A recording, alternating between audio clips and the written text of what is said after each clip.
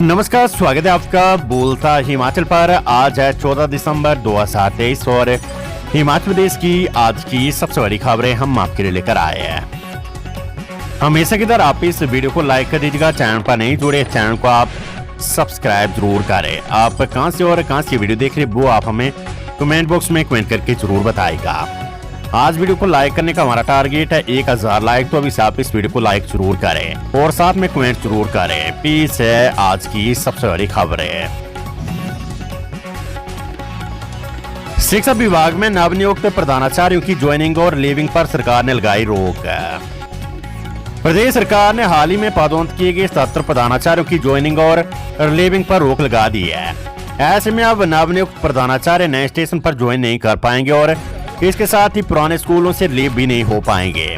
बताया जा रहा है कि 1 या 2 दिन में सरकार संशोधित पदोन्नति सूची जारी करेगी। सूत्रों की माने तो कई प्रधानाचार्यों को अपने मनपसंद स्टेशन अलॉट नहीं करने को लेकर इसमें संशोधन किए जाने हैं। इसके बाद ये सूची जारी होगी।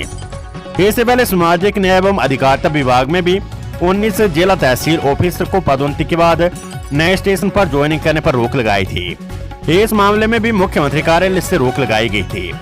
हालांकि 1 महीने के बाद भी इन अधिकारियों को स्टेशन नहीं दिए गए हैं। उक्त अधिकारी अभी तक नई सूची जारी होने का इंतजार कर रहे हैं। अब शिक्षा विभाग में मनपसंद स्टेशनों को लेकर ज्वाइनिंग पर रोक लगी है। कृषि मंत्री चंद्र कुमार बोले, प्रदेश सरकार जनवरी से करेगी गोबर की खरीद, खंड स्तर पर स्थापित होंगे क्लस्टर। कृषि मंत्री चंद्र कुमार ने कृषि और पशुपालन विभाग की समीक्षा बैठक की अध्यक्षता करते हुए कहा कि प्रदेश के किसानों की आर्थिकी सुदृढ़ करना सरकार की प्राथमिकता है। सरकार द्वारा दूध खरीद मूल्य में 6 रुपए की वृद्धि सहित पशुपालकों व किसानों के हित में अनेक ठोस निर्णय लिए गए हैं। उन्होंने कहा कि प्रदेश में जनवरी 2024 से गोबर खरीद योजना शुरू की जाएगी। मुख्यमंत्री सुखविंदर सिंह सुक्खू ने हाल ही में इस योजना को आरंभ करने की घोषणा की है। कृषि एवं पशुपालन विभाग इसे धरातल पर उतारने के लिए सभी तैयारियां कर रहा है। उन्होंने कहा कि योजना की सफलता के लिए पशुपालन और कृषि विभाग सामंजस्य स्थापित कर कार्य करना सुनिश्चित करे। योजना का क्रियान्वयन सुनिश्चित करने के लिए पशुपालन विभाग और कृषि विभाग के 2 नोडल अधिकारी नियुक्त किए गए हैं। आरंभिक चरण में योजना के अंतर्गत एक ब्लॉक में 250 किसानों को पंजीकृत किया जाएगा। छोटे, सीमांत और प्रगतिशील किसानों को लाभान्वित करने के उद्देश्य से उनके क्लस्टर बनाए जाएंगे। केंद्र ने हिमाचल को मंजूर की 633.73 करोड़ रुपए की राहत राशि। केंद्र सरकार ने हिमाचल प्रदेश को राष्ट्रीय आपदा प्रतिक्रिया कोष से 633.73 करोड़ रुपए की अतिरिक्त राहत राशि मंजूर की है। ये आदेश केंद्रीय गृह मंत्रालय की ओर से जारी किए गए हैं। इसकी सूचना केंद्रीय गृह मंत्री कार्यालय ने एक्स पर अपने सोशल मीडिया अकाउंट के माध्यम से दी है। इसमें कहा गया है कि हिमाचल प्रदेश में मानसून के दौरान बाढ़, बादल फटने व भूस्खलन से भारी नुकसान हुआ है। प्रधानमंत्री के दूरगामी दृष्टिकोण एवं प्रभावितों को त्वरित राहत राशि प्रदान करने हेतु राज्य सरकार से किसी भी तरह के ज्ञापन की प्रतीक्षा किए बिना केंद्र सरकार द्वारा नुकसान के आकलन के लिए एक अंतर मंत्रालय केंद्रीय दल का गठन किया गया था। राज्य सरकार को तत्काल राहत कार्यों के प्रबंधन में मदद करने के लिए 21 अगस्त 2023 एनडीआरएफ से 200 करोड़ रुपए की राशि भी अग्रिम रूप से जारी की गई थी। इससे पूर्व केंद्र सरकार द्वारा एसडीआरएफ को 2 किस्तों में कुल 360.80 करोड़ रुपए की राशि जारी की गई थी। सीएम सुक्खू दुबई रवाना, लौटने के बाद मिलेंगे नए मंत्रियों को विभाग। मुख्यमंत्री सुखविंदर सिंह सुक्खू बुधवार को दुबई के लिए रवाना हो गए हैं। दुबई में वे वहां के उद्योगपतियों से मिलेंगे तथा हिमाचल में निवेशकों को आकर्षित करेंगे। दुबई रवाना होने से पहले शिमला में पत्रकारों से अनौपचारिक बातचीत में उन्होंने साफ किया कि नए मंत्रियों को दुबई से लौटने के बाद 8 से 10 दिनों में विभाग दे दिए जाएंगे। मुख्यमंत्री की हिमाचल वापसी 17 दिसंबर को होगी तथा 19 दिसंबर से धर्मशाला में शीतकालीन सत्र शुरू हो रहा है। ऐसे में कयास लगाया जा रहा है कि वापस लौटने पर 17 दिसंबर को या फिर शीतकालीन सत्र के बाद मंत्रियों को विभाग दिए जा सकते हैं। एचआरटीसी में कंडक्टर भर्ती के स्क्रीनिंग टेस्ट की प्रोविजनल आंसर की जारी। हिमाचल प्रदेश लोक सेवा आयोग ने परिवहन विभाग के अंतर्गत एचआरटीसी में कंडक्टर के 360 पदों को भरने के लिए आयोजित किए गए स्क्रीनिंग टेस्ट की प्रोविजनल आंसर की जारी की है। आंसर की आयोग की वेबसाइट पर अपलोड कर दी गई है। इसके साथ ही आयोग ने उम्मीदवारों से आंसर की को लेकर आपत्तियां आमंत्रित की है। सभी जरूरी दस्तावेजों सहित उम्मीदवार 18 दिसंबर तक ऑनलाइन आपत्ति दर्ज करवा सकते हैं। आपत्ति दर्ज करवाने के लिए संबंधित उम्मीदवार को 100 रुपए प्रति प्रश्न शुल्क ऑनलाइन जमा करवाना होगा, जो कि अधिकतम प्रति पेपर 500 रुपए तक सीमित है। ये शुल्क नॉन रिफंडेबल होगा। लोक सेवा आयोग के सचिव देवेंद्र कुमार रथ ने बताया कि बिना शुल्क जमा करवाए आपत्तियों पर विचार नहीं होगा। सीएम सुख बोले हिमाचल को बनाएंगे देश की पर्यटन राजधानी। मुख्यमंत्री सुखविंदर सिंह सुक्खू ने कहा है कि अगले वर्ष के लिए सरकार का मुख्य एजेंडा हिमाचल प्रदेश को भारत की पर्यटन राजधानी के रूप में विकसित करना है। उन्होंने कहा कि प्राकृतिक आपदा से हुई तबाही के बाद युद्ध स्तर पर बहाली का काम किया और हिमाचल प्रदेश सर्दियों के मौसम में पर्यटकों के स्वागत के लिए तैयार है। उन्होंने देश विदेश के पर्यटकों को हिमाचल प्रदेश आने और इसके प्राकृतिक सौंदर्य का आनंद लेने के लिए आमंत्रित किया है। उन्होंने बुधवार को नई दिल्ली में एक कार्यक्रम में भाग लिया। सोमवार को मुख्यमंत्री सुक्खू ने राज्य के लोगों के प्रति अपनी प्रतिबद्धता और राज्य सरकार के प्रमुख निर्णयों और नीतियों के बारे में भी विस्तार से बताया। मुख्यमंत्री पद संभालने के बाद उनका पहला काम राज्य की वित्तीय स्थिति को सुधारना था। उन्होंने कहा कि उचित वित्तीय प्रबंधन सुनिश्चित करने के प्रयास किए गए और राज्य की वित्तीय स्थिति में सुधार करते हुए जल्द ही इसमें सकारात्मक बदलाव देखा जाएगा। सरकार ने पहले अपनी 3 गारंटियां पूरी की और बाकी गारंटियों को भी आगामी 4 सालों में चरणबद्ध तरीके से पूरा किया जाएगा। छात्रवृत्ति में रुकेगी धांधली, अब बायोमेट्रिक प्रमाणिकता जरूरी, सरकार ने जारी किए निर्देश। सूबे में अब स्कॉलरशिप योजनाओं में किसी प्रकार की धांधली नहीं हो पाएंगी। सरकार के निर्देश अनुसार अब बायोमेट्रिक प्रमाणिकता अनिवार्य कर दी गई है। संबंधित जिले के उपनिदेशक, मुख्य अध्यापक, प्रधानाचार्य सहित स्कॉलरशिप प्रभारी के अंगूठे के निशान लगेंगे। साथ ही योजना में आवेदन करने वाले विद्यार्थियों की भी बायोमेट्रिक प्रमाणिकता की जाएगी। नेशनल स्कॉलरशिप पोर्टल के तहत विभिन्न मैट्रिक और प्री मैट्रिक योजना के तहत अब ये व्यवस्था रहेगी।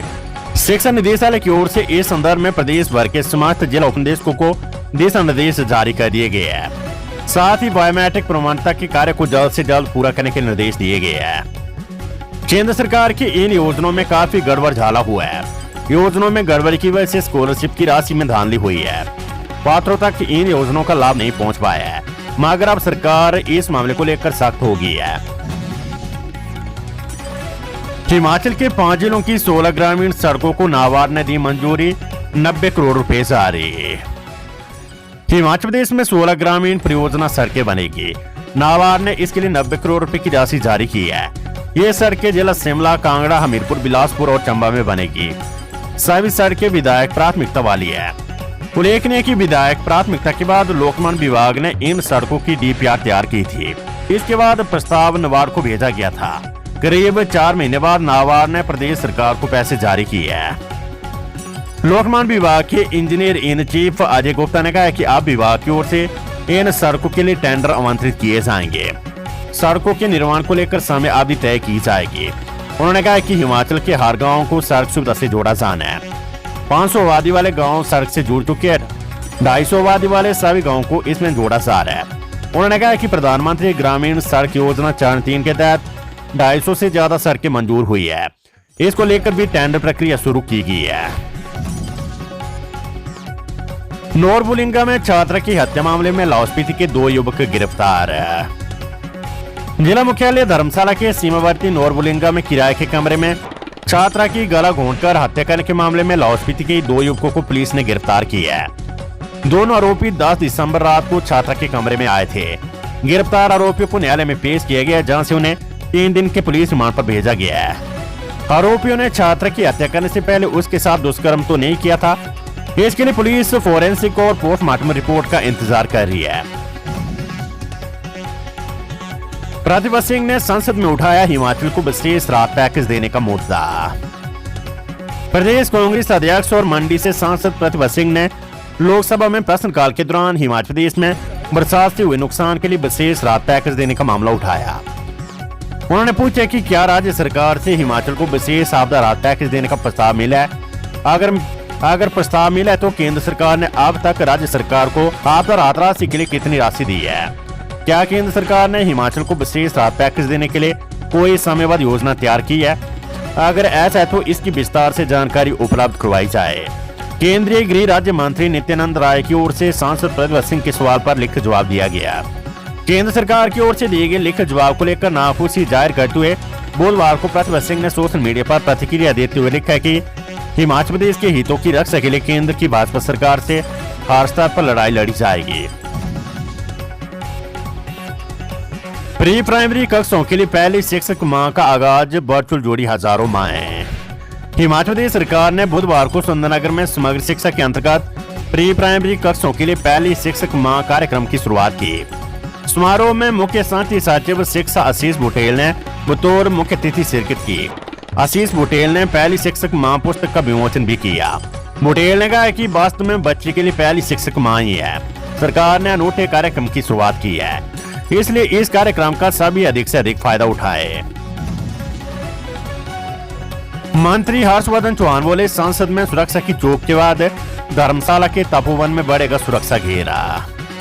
उद्योग मंत्री हर्षवर्धन चौहान ने कहा कि संसद में सुरक्षा की चौक की घटना को देखते हुए विधानसभा के आगामी शीतकालीन सत्र के दौरान धर्मशाला के तपोवन में सुरक्षा घेरा बढ़ेगा।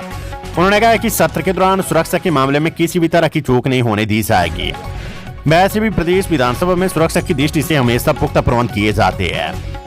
उन्होंने कहा कि दूसरी बार संसद में सुरक्षा चूक होना गंभीर चिंता का विषय है। ये मामला विधानसभा सचिवालय का, लेकिन फिर भी इसे गंभीरता से लिया जाएगा। हर्षवर्धन चौहान प्रदेश सचिवालय में पत्रकारों से बातचीत कर रहे थे।